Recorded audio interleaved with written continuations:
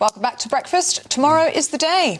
Yeah, and this is People's Voices, one day to go. And we're going to hear the voices of Polly Arrowsmith and Michelle Chisholm now, who are going to tell us how they're shaping up. Morning, ladies. Morning. Morning. Morning. Well, now, as I understand it, neither of the two of you have totally made up your minds. Is that right, Polly? I decided overnight it will be Labour. I didn't hear that. Forgive me. OK, I decided overnight it will be Labour. It won't be Labour. It will be Labour. It will be Labour. It will be Labour, which would be in line with your sort of heritage, your thinking, yeah? Yes, I was brought up a Labour supporter. I always voted Labour. Apart from I have actually voted Lib Dem. That was a completely wasted vote. So I feel it's a tactical vote now.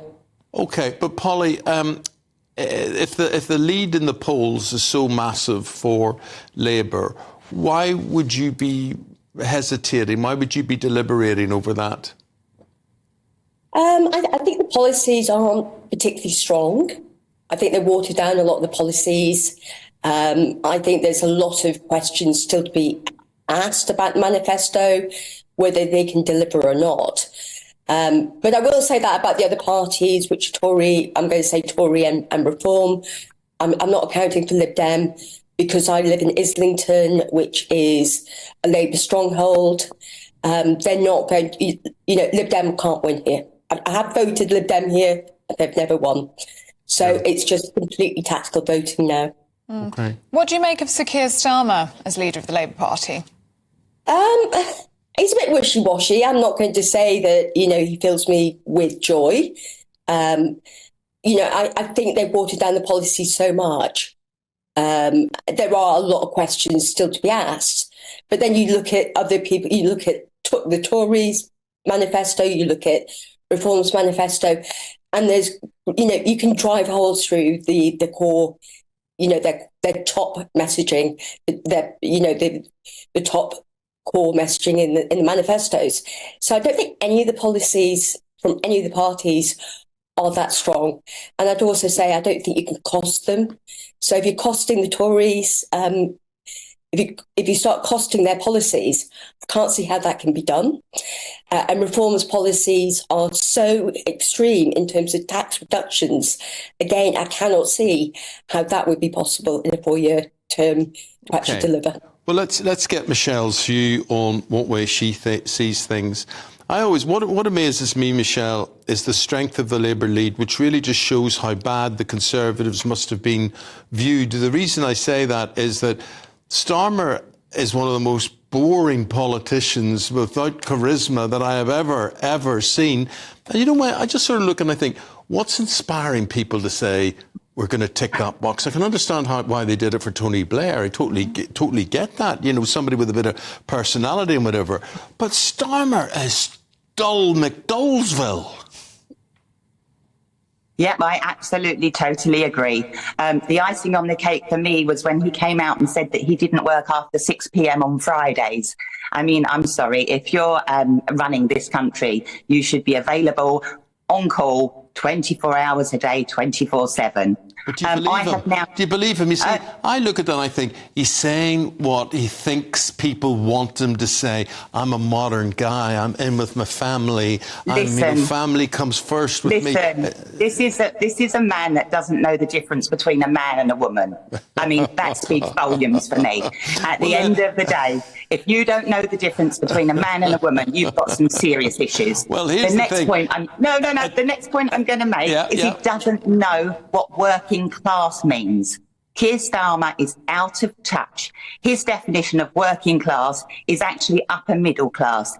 He's not in touch with the people. He's a long way off what's actually going on out in the real world. You see, Michelle, I think that's a very, very good point you make. I am working class, born and bred, right?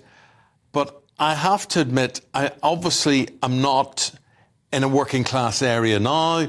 I do mix with working class people and whatever, but my pay packet means that I'm definitely not working class. But all my roots, all my instinct is working class. And you can be conservative and working class, you can be Lib Dem and working class, you can be Labour and working class. I get all that. At least you have to know that you're working class. What you are. I would love to bring Keir Starmer, Rishi Sunak, Nigel Farage out to work with me for a day as a care support worker. Come out for me with a day and see what I do. See what hours I work. I'm not finishing at 6 o'clock on a Friday afternoon. I'm working 60 hours a week for £12.50 an hour. Because the people you're looking after. I just want to say it's to Ellie here... It's a 24-hour day job. I just want to say, Michelle, about what you do. I have been basically disabled for a year and a half or so, and it's horrendous. I'll be your carer. And I have to have carers. I have to have carers to do the smallest, simplest thing. It's humiliating, it's humbling, and thank goodness that the carers are available. Right. Can I just tell you, the reason I would not vote Conservative is during the lockdown, we were working 100 to 140 hours a week. At the end of that, we were told that if we didn't get vaccinated, we were going to be fired, right? That was number one. And we were working our socks off. We never took a penny in furlough, never received 1 penny. And now we're paying a price. I have now decided who I'm voting for, and it's Reform. I'm very cross with mainstream media. I've even made a Nigel Farage cake. I don't know if you can see that. Yes. Can you see that? Wow. There you go. Charming picture, beautiful. You couldn't do one for me, could you? The thing is, I'm really cross because mainstream media is not giving the Reform Party positive coverage. It's always negative. You support Reform, you're racist. I've been called racist now for over a year because I actually voted Conservative for the mayoral election and was racist because I didn't support Labour. I am now voting for Reform in the national elections for many reasons. Net zero, number one. Securing our borders, because immigration is a massive problem in this country. 1.2 million people came in last year. Many left, admittedly, but 685,000 stayed. Now, what's happening here? We're having so many people coming into this country that we're overstretching all our resources. Our NHS is in a mess. Our schooling is in a mess. I tried to find a school place for my children and discovered that 50% of the residents in my borough, which admittedly is a Hounslow borough, which is a Labour-run borough, 50% of the people are not born in the UK. Now, I was denied school place after school place after school place. I was offered school places in inadequate schools where English was not the primary language. It's not about colour, it's not about religion, but it's about language. I did not want my children to go to a school where 25% of those people were not having English as a first language. Now, what's annoying is that people are coming into the country, no problem with legal immigration at all. But when we're having lots of migrants coming into the country, taking up valuable school places for people that have worked here, worked hard all their lives, is just blatantly and morally wrong. And that's another reason. Okay. I'm also, the Reform Party are supporting the motorist. Living in a Labour borough in London, everything is anti-motorist. Sadiq Khan is who I've been looking at in terms of how Labour operate. £87.50 a week for somebody with a non-ULEZ compliant car is outrageous. He's got his own diversity officers. Now, this annoys me. You've got diversity and inclusion officers earning salaries in excess of £150,000.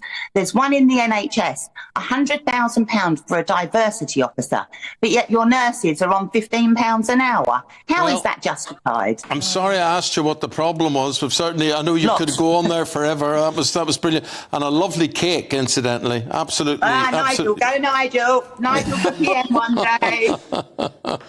Well, you see, there was a BBC... ULEZ thing. I know people who are affected by that ULEZ thing, and it's an absolute farce. It's a complete... For the record, people that support Reform are not racist. I'm not saying there's not the odd few, there are, but there's been lots of plants. And people are frightened to stand up and say they speak for reform but here's because the their thing. employers. Here's the thing, Michelle, just final point on that. I've been watching this Channel 4 coverage about reform and this racist thing and whatever it is. Now, let's just accept all that was said and whatever. Okay. But the thing that these people who regulate what we do and what we say and all that sort of thing, the sad thing is that maybe the guy who was recorded saying what he said may have been speaking for an awful lot of people, and there's not one report, not one single report that says, well, he says this, but he may be speaking for the majority of people. And the other side is not represented on that. I'm not saying he's right. I'm not giving an opinion on him. But I think you can't just sort of dismiss what he's saying without thinking how many other people think like him. That's all I wanted to say. What he said was disgusting, right? But if you're looking at, I mean, the reform movement, I'm going to call it a movement, is growing and growing and growing. People are no longer afraid to say, I support reform. They have been. They've been frightened of losing their jobs. I read the other day that somebody reposted a reform tweet and was told you could lose your job as a result of this. You support a racist party. Polly, I'm sorry I asked her this question because it's kept you out of the whole conversation. Sorry, Polly. She's very strong. She knows what she wants. You both know what you want now. Thank you both very much indeed for being so honest with us. Will you keep quiet and let me speak? Right. So we have to go now. It's been great talking to the two of you, and thanks for taking part in the People's Voices with just one day to go. Thank you very much. Bye-bye. Bye-bye. GBNews.com/you'll say, let us know what you think about that conversation. How are you going to vote tomorrow?